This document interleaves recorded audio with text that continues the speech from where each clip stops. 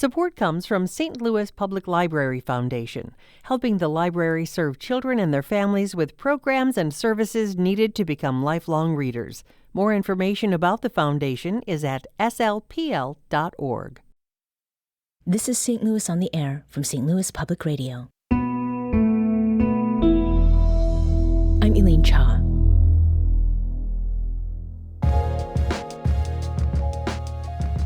Three kinds of cheese: basil, organic walnuts, cucumbers, eggs, onions, and carrots. And then there's chocolate bars, cones, and gummy candies. This year, the U.S. Food and Drug Administration has issued foodborne illness outbreak advisories for those foods. And as of today, there have been 25 investigations into potential outbreaks. 7 remain active. To some extent, we've become accustomed to the idea that what we eat could make us sick. The Centers for Disease Control and Prevention estimates that foodborne diseases make 48 million people in the U.S. ill every year. But when that notion materializes into lived experiences close to home, and that's recently happened with an E. coli outbreak in St. Louis County and an outbreak of shigella in Fairview Heights, food safety moves from sure that could happen to what can I do to keep from happening at all. We have 3 guests today to talk us through those outbreaks and food safety in general. First, we have Monica Roth, Environmental Supervisor and Training Coordinator with St. Louis County Department of Health. Welcome, Monica. Thank you. Also joining us is Dr. Shefali Wolf, System Vice President of Quality and Safety at SSM Health. Dr. Wolf, hello. Thank you for having us on. And with us by phone is food safety attorney Jory Lange. Jory is representing people who were sickened in both the St. Louis County E. coli outbreak and the Fairview Heights shigella outbreak. Hello to you, Jory. Thank you for having me on, Elaine. Thank you all for joining us today. So, Monica, can you talk with us first about what happened in St. Louis County and how this E. coli outbreak first came to the attention of the St. Louis County Department of Health? Well, we got contacted by hospitals because people were testing positive for E. coli. Mm-hmm. And it ended up that all of those people had been eating at Andre's on Telegraph. Mm-hmm. So we were notified that there was an outbreak going on. Several people had become ill. And we went to Andre's to do a routine inspection and ask them some questions about, kind of how the food was served, if they had any sick employees, their hand washing practices, et cetera. So it was from the hospitals that you were first? Yes. Right. Yeah, so, they had some positive stool samples for E. coli. Mm-hmm.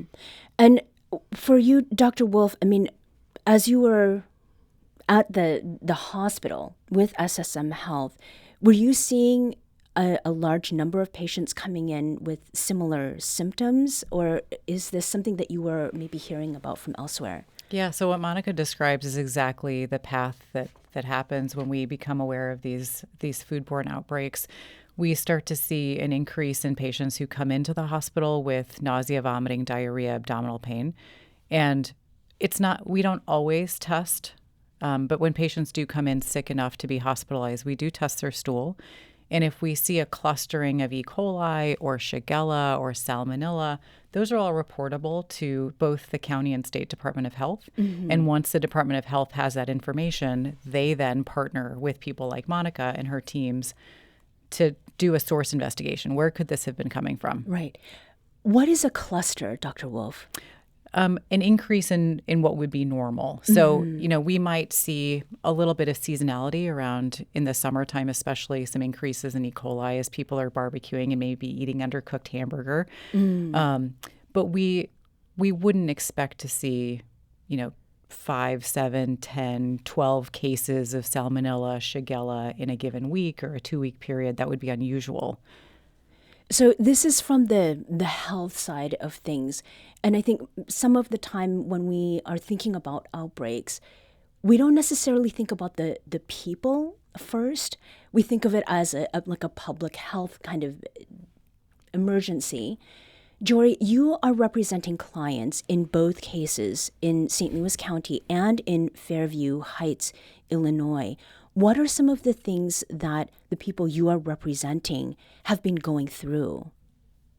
So this has been a really serious outbreak. Both of these have, with the E. coli outbreak in St. Louis, and we're also now seeing people sick in St. Charles County and what we think is a related outbreak. We're seeing people who've been hospitalized. We're seeing children who've been hospitalized with HUS, or hemolytic uremic syndrome, which is an acute type of kidney failure. And this has been very, very serious in St. Louis County.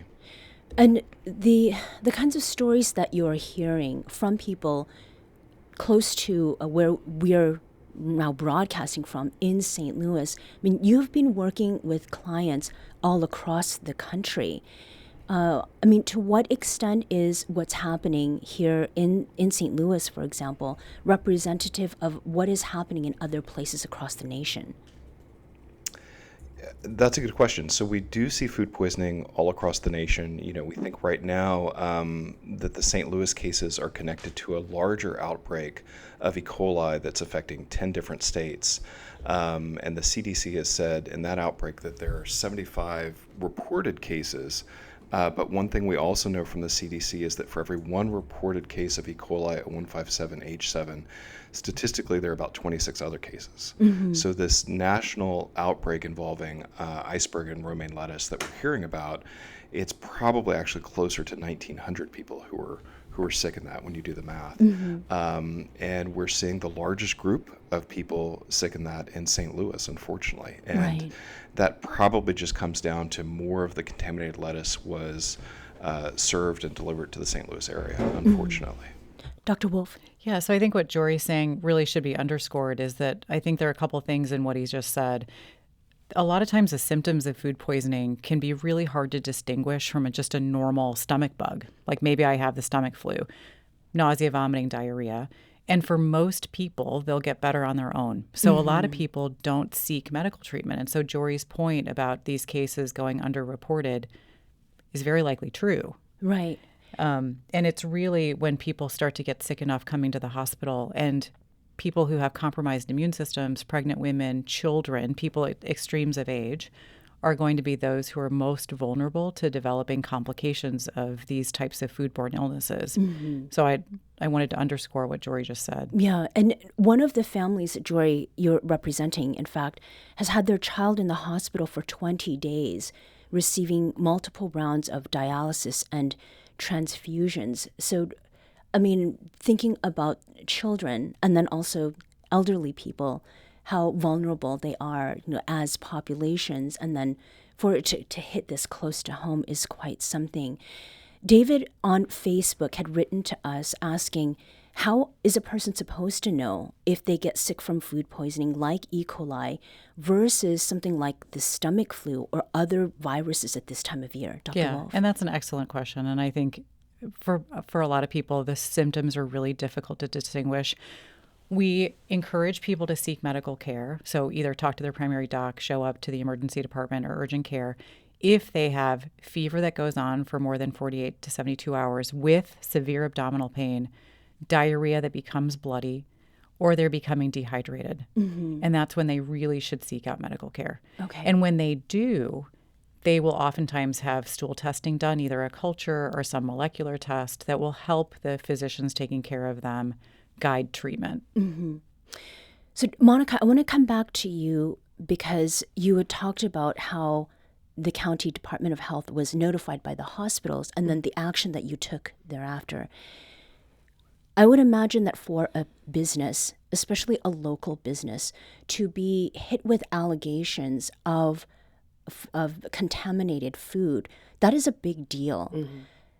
To what extent did the folks at Andre's Catering cooperate with you? And was there anything about the way that they dealt with you and your colleagues going in that sort of demonstrates that they were actually thinking about public health?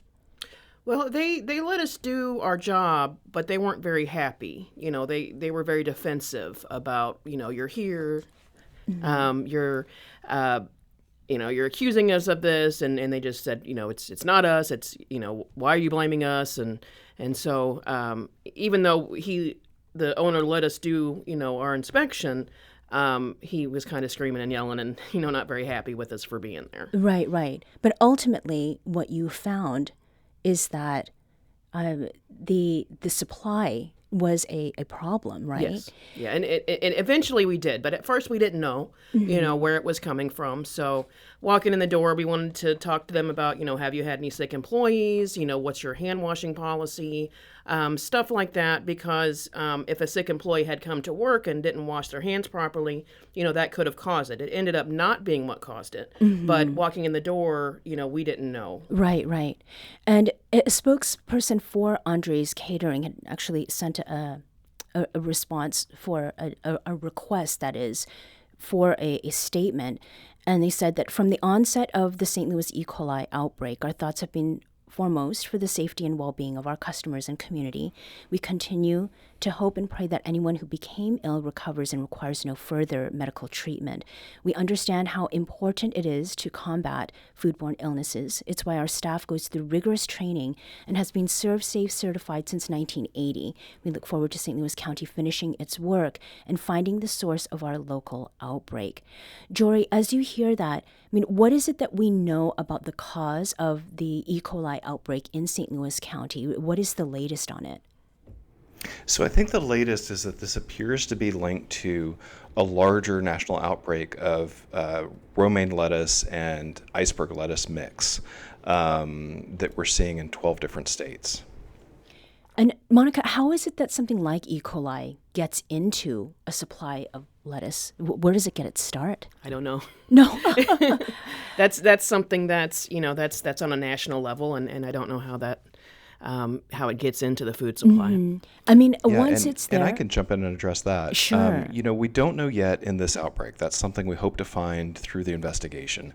But what we often see in these lettuce outbreaks is that it's lettuce that in the fields is being contaminated with animal feces. That's right. And we've seen lots of situations in the past where, you've got these large fields growing lettuce. They're downstream from a cattle feeding operation upstream, and you get runoff from the cattle feeding operation into the canals, and that water's used to irrigate the lettuce. We've seen that in several E. coli outbreaks in the last few years.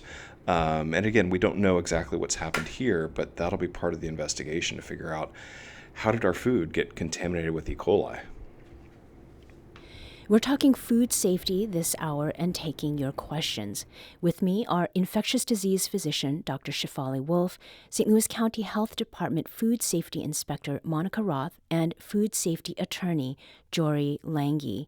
Now, we have been asking you to call us with your questions and comments, and on that, we have Linda, who's calling from Baldwin. Linda, welcome to St. Louis on the Air. I think we may have lost Linda, but we'll be sure to get back to her. And we also want you to join the conversation, too. Linda had called us at 314-382-8255. That's 314-382-TALK. Please call with your questions about food safety. Now, before the break, Dr. Wolf, you were nodding your head as we were talking about E. coli, but there are other things that cause illness as well, right? There are. Yeah, there are. And we do a little bit of detective work when we think about what could be the source of some of these infections. And the actual organism that we culture or find from molecular testing can help us in that detective work. So things like salmonella or campylobacter can come from poultry or undercooked eggs.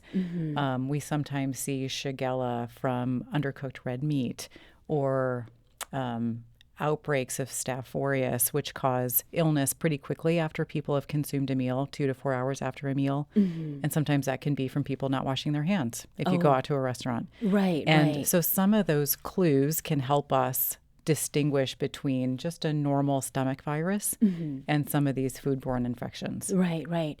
And the not washing of hands, that is something that the county Department of Health is investigating, right? Is Yes. checking on, Monica. So, Monica, you had said earlier that you had been able to identify that the lettuce was part of the problem at Andre's Catering.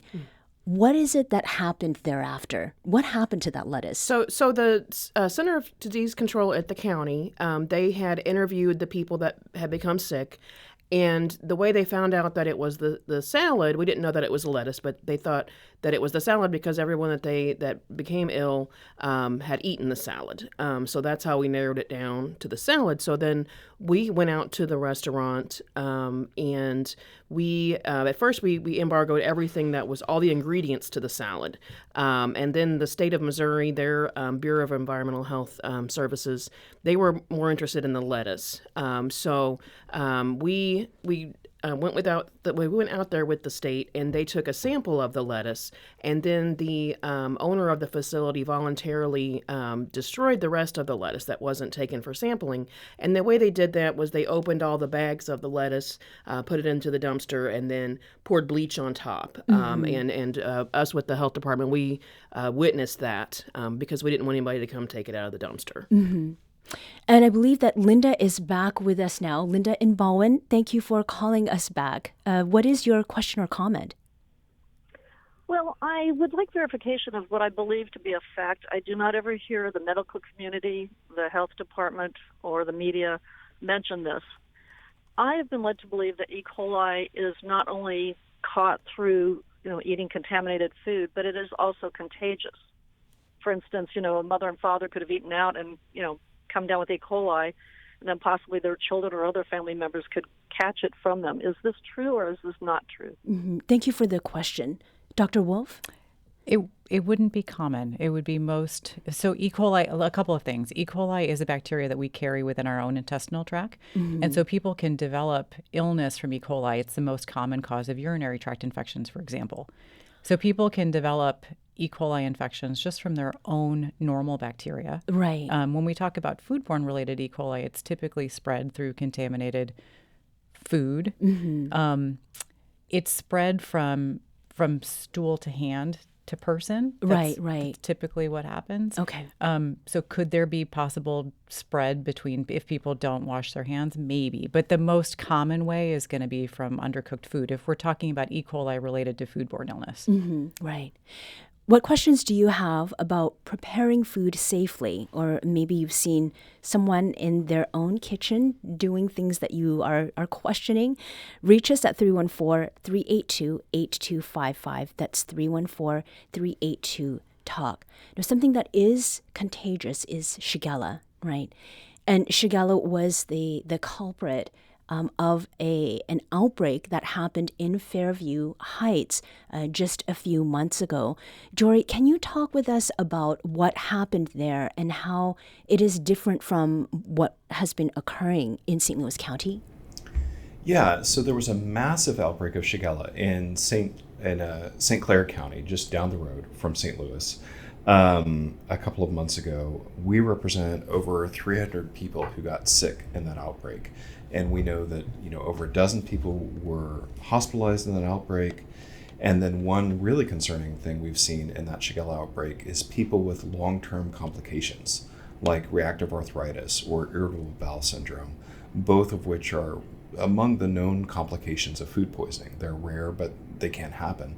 So unfortunately, in the LongHorn Steakhouse shigella outbreak, we're seeing people with lifelong complications, it's looking like. Mm-hmm. And a spokesman for LongHorn Steakhouse sent this in. The health and safety of our guests and team members is our top priority, which is why we voluntarily closed our restaurant for 2 full weeks and cooperated with the health department's investigation. And they did say that at that time, LongHorn Steakhouse, they discarded all of the food items, and that included food prep utensils, salt and pepper shakers, condiment bottles, breadboards. They had a cleaning company come in to do a 2-day disinfection of the restaurant, and that thereafter restaurant workers were not allowed to enter the building until they had 2 consecutive negative tests for shigella. And to date, none of those employees have tested positive, and that they'd also held training sessions on food safety and sanitation practices. The LongHorn Steakhouse spokesperson also said that to date, no additional cases have been reported to the health department, and a source for the outbreak has not being identified. Monica, does that sound sufficient to you? Yes. If the shigella had come from, an employee that maybe didn't wash their hands properly and, handled the food without wearing gloves or using tongs, if they tested negative for the shigella, then I don't imagine there's going to be any more spread of that disease. Mm-hmm. From what you've seen, do you think that people would be surprised about what you have seen during inspections at restaurant kitchens? I've seen some gross stuff that people probably wouldn't want to know about. Okay. Well, what should we know about? What are some of the things that we can be looking out for so that what we get is a meal and not an illness? Well, they can look on our website and see what we found during the inspection. Mm-hmm. I think that's the best way to be informed before you walk into a restaurant is look and see what we saw when we did the inspection. Okay, so do that check first. Yes. Once you're in a restaurant, what are some of the signs that maybe you should consider dining somewhere else? If it's dirty, Uh-huh. Which parts? You're not going to see the kitchen as a customer usually. Mm-hmm. So if, maybe they're not wiping the tables off or the bathrooms aren't having any attention given to them, overflowing trash, stuff like that. How has your job affected the way that you make decisions about how and where you eat? Well, there's some places I won't eat at. Mm-hmm. There's others that I will eat at, though. Yeah. So I still eat out. I'm just more choosy about where I go and don't go. Right. And there is a grading system, isn't there? Yes. Tell us about that. So the score that you get when we do the routine inspection, you start out with a score, but then when they make corrections, they get some of the points back. So the corrected score is what you see on the door. So they may have an A sticker or a B sticker. If they have a C, then we close them. So you're not going to see a lot of C stickers without a closure sign. Right. But the A, that's your better grade. If they have a B, that's not so good because that's what they've corrected to. They may have started out with something lower and then they've corrected to a B. So I don't recommend, going there if they got a B. So if a restaurant has received a low grade, is there a certain period of time that they're given to, clean up their act, so to speak, so that they can get a higher grade? And how often do we see that those eateries that are receiving low grades, they just need to close? Well, we don't close them unless they don't correct up from a C. If they're not being able to get those points back from a C, then we close them. Or if they have repeated violations and we have a process that they go through, where if they just don't get those violations corrected, then we close them for 60 days and they have to apply for their permit. Luckily, that doesn't happen very often. If we degrade them to a B, usually we give them 10 days to make the corrections. And then when we come back for the 10-day follow-up, if those corrections have been made, then we give them their points back and then they can get their A back. Part of the reason we're talking about this today is that we are in the midst of a season where people are doing a lot of eating, whether it's eating out or maybe there are potlucks and things going on. We do have a question that's come in from Brian about leftovers, maybe some of the leftovers you bring home from one of those events. Brian asks, how long can someone reheat and eat leftovers? I hear that rice is different. Dr. Wolf? I'm scratching my head a little bit. I can't comment about rice, but I think in general, leftovers should be promptly stored. So don't leave them out on your counter for, 2 to 6 hours or something. Don't leave them out overnight and then assume that they're safe the next morning. Promptly store them. Try to keep meat away from produce. In general, wash everything before you eat it. So even pre-packaged lettuce that might be tempting to just put into a salad bowl, wash it. Okay, I think that's a big one people ask about. Jory, how about for you? Well, the lettuce point is a good one. You'd be surprised how many outbreaks of E. coli we see with supposedly pre-washed lettuce. It's and I think there's a lot of situations where people are trying to, eat a salad and eat something healthy, and it ends up with E. coli in it. 20 years ago, most of the E. coli we saw was in ground beef. And the beef industry, while not perfect, has gotten much, much better at sort of policing itself and fixing that problem. So we see less E. coli in ground beef than we did before. And if you properly cook your burger, it will kill anything in it. The problem, we're really seeing a lot of E. coli now in lettuce and vegetables, things that we don't wash and don't cook. We're going to take a very quick break here, but we'll be back shortly to continue this conversation about food safety. This is St. Louis on the Air on St. Louis Public Radio.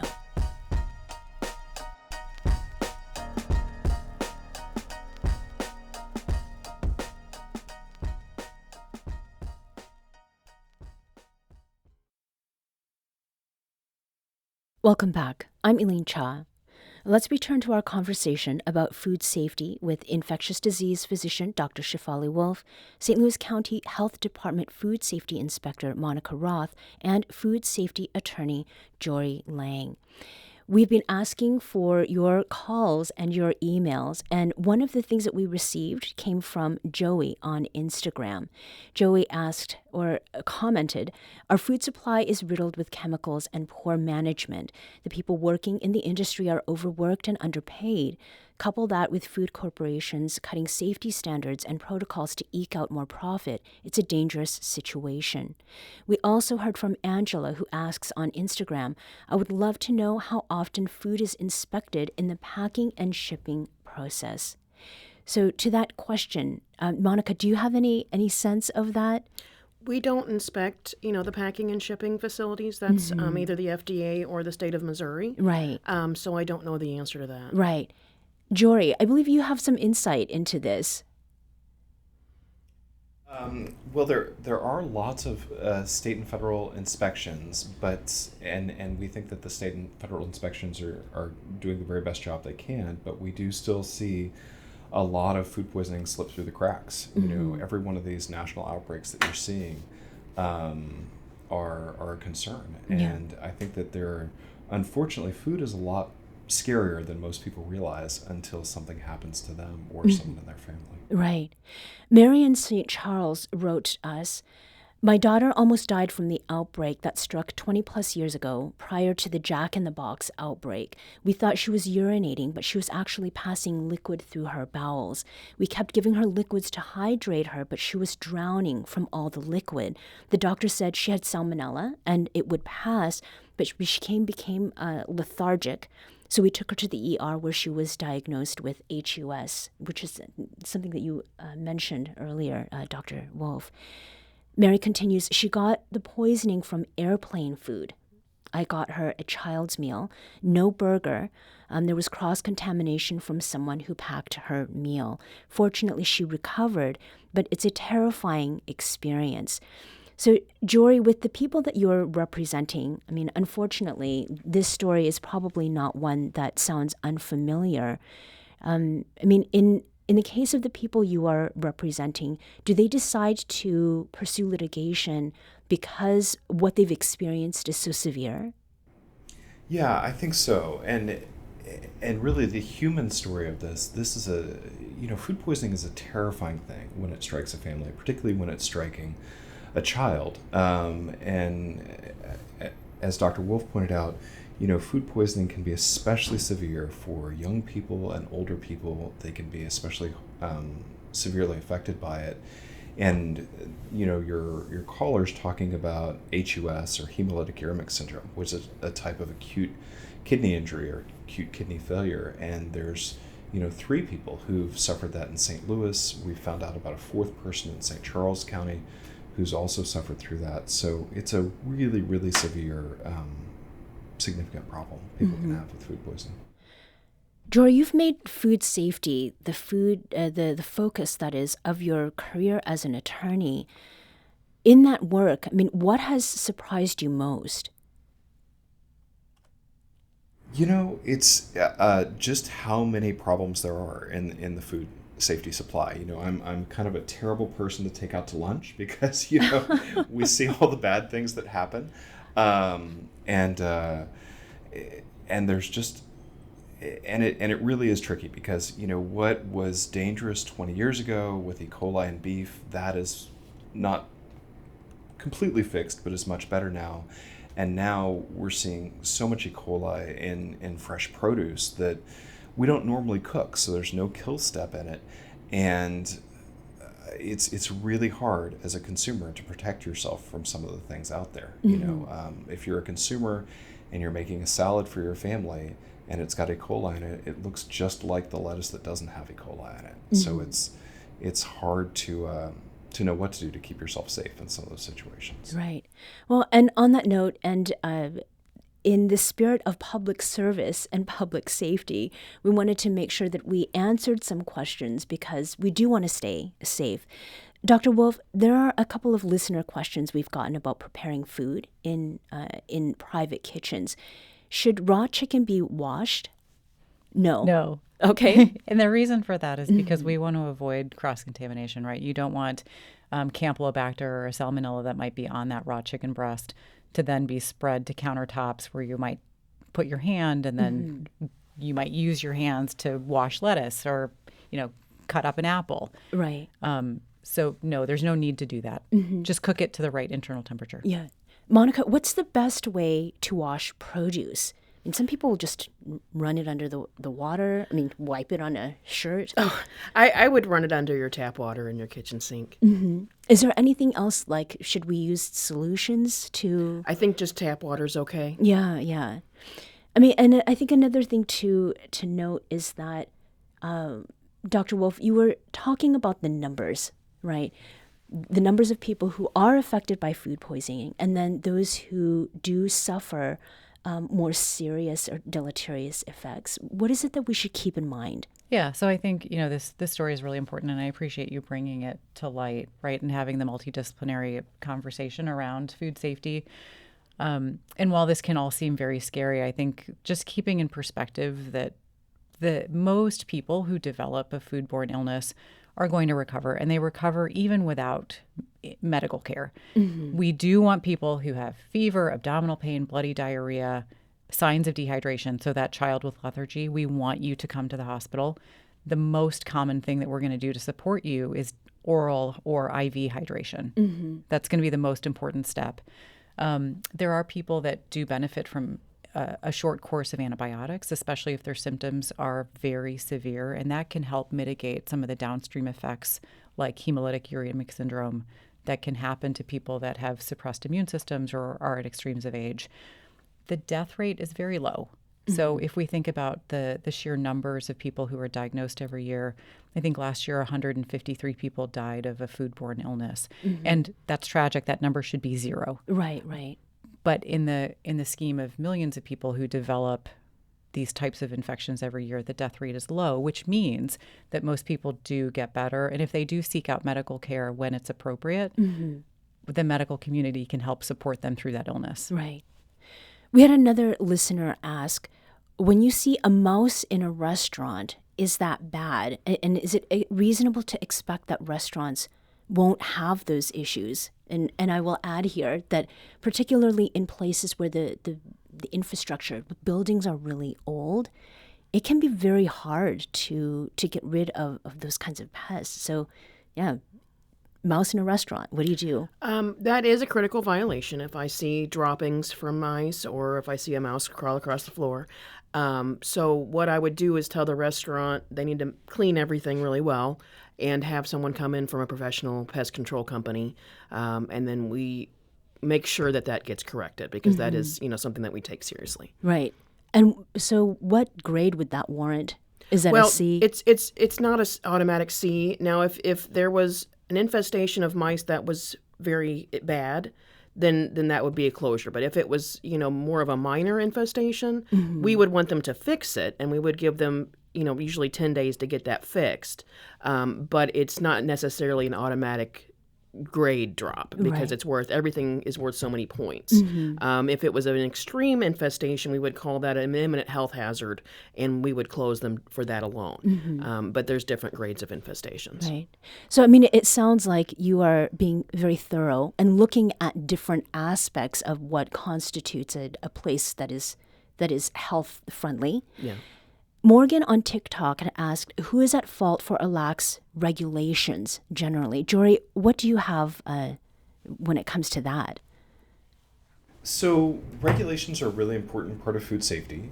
We do think those play a really critical role in keeping all of us safe. And with some regulations, you can see a dramatic impact. So for example, E. coli 0157H7 is an adulterant, which means it's illegal to sell any kind of food with that in it. And as a result, I think the food industry tries especially hard to keep E. coli out of products. And so that, labeling certain food pathogens as an adulterant has been a really good thing. The other side of this, though, is, compare food industry regulations to traffic violations. We have police officers who are trying to keep us safe by preventing people from speeding, and that's a really important job, but it's still on people to drive safely. It's still on, and the analogy is it's still on the companies to make sure that their own facilities and what they're doing is safe, so they're giving us safe food. Mm-hmm. And the regulators are never going to be able to catch everything. So it's really important for companies to do the very best they can to try to keep all of us safe. Mm-hmm. And it seems like there have been a lot more food recalls recently. I mean, is that the case? Or have there been more now than in the past, Jory? So I think something really interesting is happening with how we detect food poisoning outbreaks.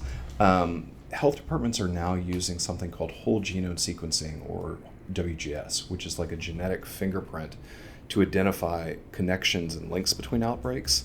And I think that is leading to, one, catching food outbreaks faster, which is really good because that means they can identify the source and hopefully stop that outbreak before more people get sick. But because we are catching outbreaks faster, I think we're hearing about more of them.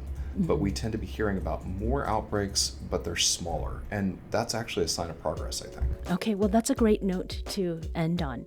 Jory Lange is a food safety attorney. Monica Roth is environmental supervisor and trading coordinator with St. Louis County Department of Health. And Dr. Shefali Wolf is system vice president of quality and safety at SSM Health. Thank you all for joining us today. Thanks for having us on. Thank you for having me. Thank you.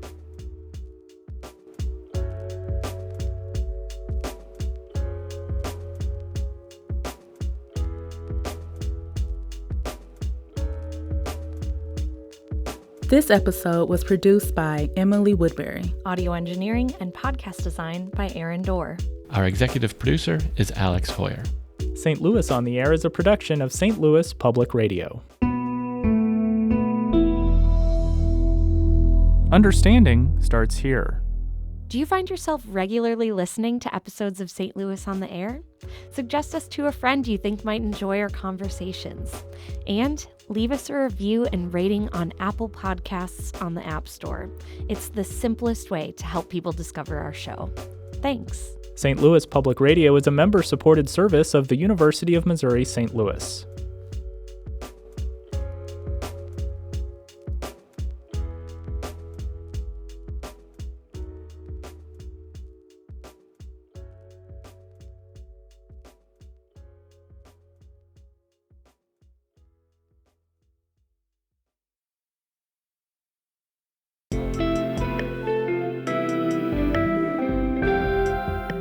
The Gateway brings you the day's news each weekday from around the St. Louis region and the state capitals in Jefferson City. Our schools are accredited. We don't need this bill. And Springfield. How many more years must pass before lawmakers see time is of the essence? I'm Abby Larico. Join me each weekday for The Gateway on the STLPR app or wherever you get podcasts.